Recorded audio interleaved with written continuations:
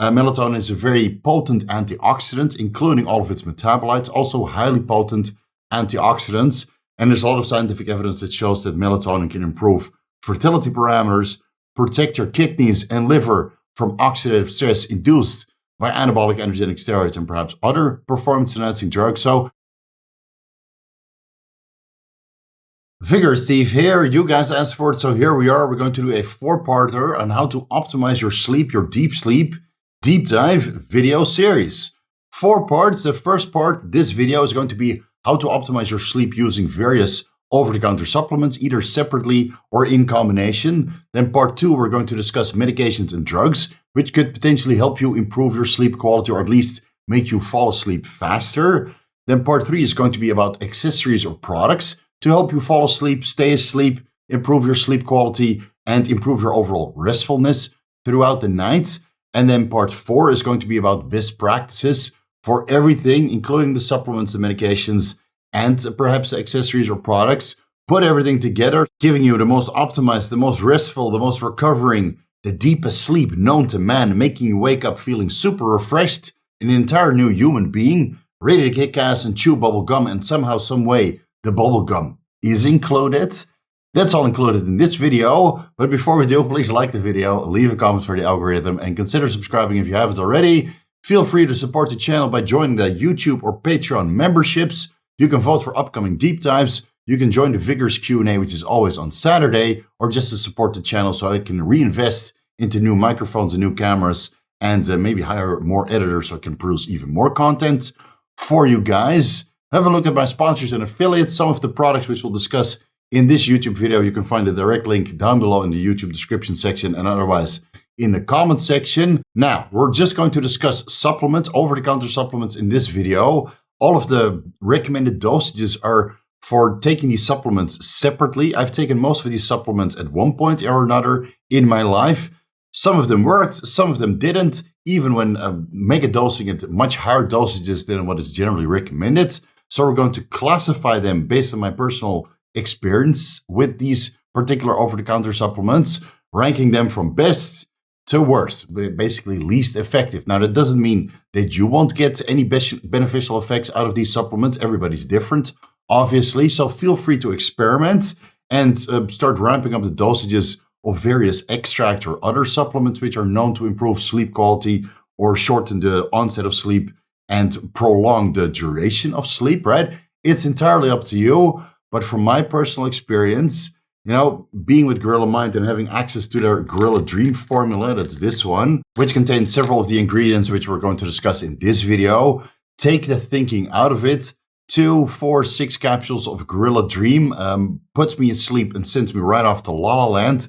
And all I need to do, depending on how deep I want to sleep, maybe add in a little bit of glycine or 5-HTP, which you shouldn't take if you're taking antidepressants like SSRIs or MAO inhibitors, right? So we'll discuss that when we get to the 5-HTP section of this video. But for my personal preference, Gorilla Dream, add a little bit of glycine and 5-HTP, and I'm knocked the out.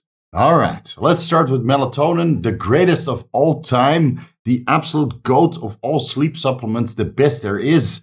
You can take dosages between 1 milligram to 10 milligrams, and some guys go even as high as 100 milligrams melatonin before bed, even though that's certainly not for everybody. Taking 30 milligrams melatonin before bed myself, after slowly ramping up the dosages, that kind of made me clinically depressed. So give that video a watch. It's called Megadosing Melatonin No Bueno. And I'll link it at the end of this one. So before you megadose melatonin, please watch that so you know exactly what can go wrong. In particular cases, the effective dosages of melatonin, whether that's sublingual instant release or slow release, range between 1 milligram to, let's say, 10 milligram. And again, at higher dosages, you might still wake up drowsy. So start low and build your way up. Personally, I found that a low dose, let's say 3 milligrams of sublingual melatonin, I believe that Gorilla Mind also has one of these products. I'll link it down below.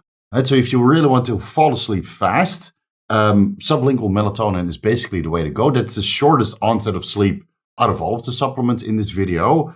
And then if you want to keep yourself asleep, a long release or slow release melatonin formula, let's say 3 to 6 milligram, will help keep you asleep the entire night through. Now, again, That might mean 3 milligrams instant release and 6 milligrams slower release for a total of 9 milligrams, which is towards the end of what is generally considered to be tolerable. You might still wake up drowsy. It's nothing a cup of coffee can't fix. But, if you're taking uppers during the day in the form of coffee or a Gorilla Mind Respawn or a Gorilla Mind energy drink, and then take your downers at the end of the day, right? That's a melatonin or Gorilla Dream. You might want to find a nice balance by reducing the dose of all uppers and downers in the form of these over-the-counter supplements, right? And don't get me wrong, guys, I'm not trying to compare these supplements to taking Adderall in the morning, which lasts throughout the day, and then taking diazepam, Valium before bed just to fall asleep. Those are real uppers and downers, but I'm just going with figurative speech here. That's probably the best analogy I can make. And again, I'm a bit of a meathead and a professional drug user, so my sincere apologies if it comes across wrong. All right, melatonin is a hormone which is released by the pineal gland in response to darkness. So it normally helps with the normal circadian rhythm. For people like me who wake up at 12 and go to bed at 4, so they can work a little bit more efficiently at night, melatonin is a godsend because it can help you fall asleep even though it's already been dark for a multitude of hours. Now, sitting here in the studio with a light, another light, and a multitude of lights shining in my face, right? If I sit here until 3 o'clock in the morning and I want to fall asleep within 1 hour, then supplemental melatonin is still the greatest of all time. So melatonin can help you improve sleep quality, particularly in individuals who work night shifts or people who have struggle falling asleep or staying asleep, like I mentioned before. Instant release melatonin in combination with slow release melatonin and perhaps some of the supplements which we'll discuss a little bit later on.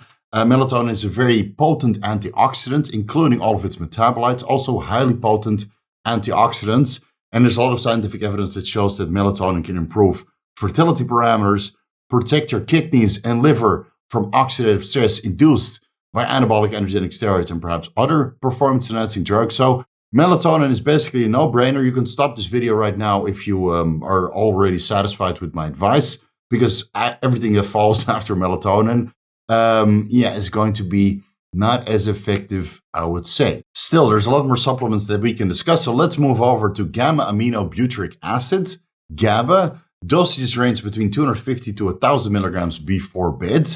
Some people go as high as 3,000 milligrams GABA before bed. I don't think that's really necessary if you follow other practices to improve your circadian rhythm and don't take too many stimulants before bed, obviously. So 1,000 milligrams GABA before bed I find to be effective.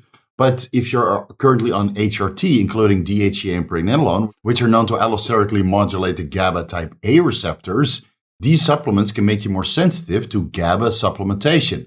So if you're on, let's say, 25 to 50 milligrams DHEA and 10 to 25 milligrams pregnenolone, whatever works best for you. If you're on these supplements, you can start towards the low end of GABA supplementation, let's say 250 milligrams or 500 milligrams. That should be sufficient to help you fall asleep reasonably fast.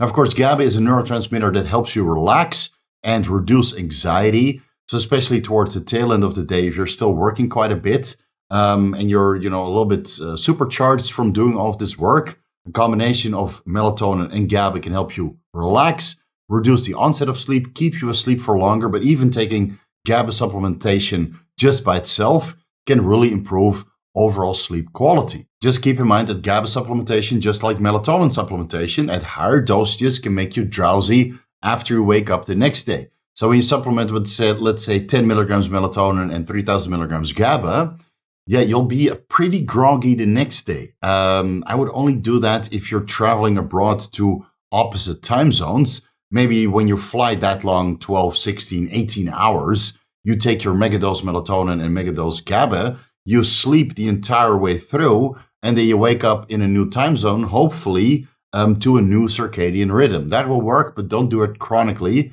And I know you guys are going to ask me right now in the comment section, but Steve, what about Phenibut? Well, Phenibut is now classified as a drug and medication, so that will be in part 2, right? Stay tuned, subscribe now if you're not subscribed yet so you can figure out about Phenibut, hopefully dropping next week.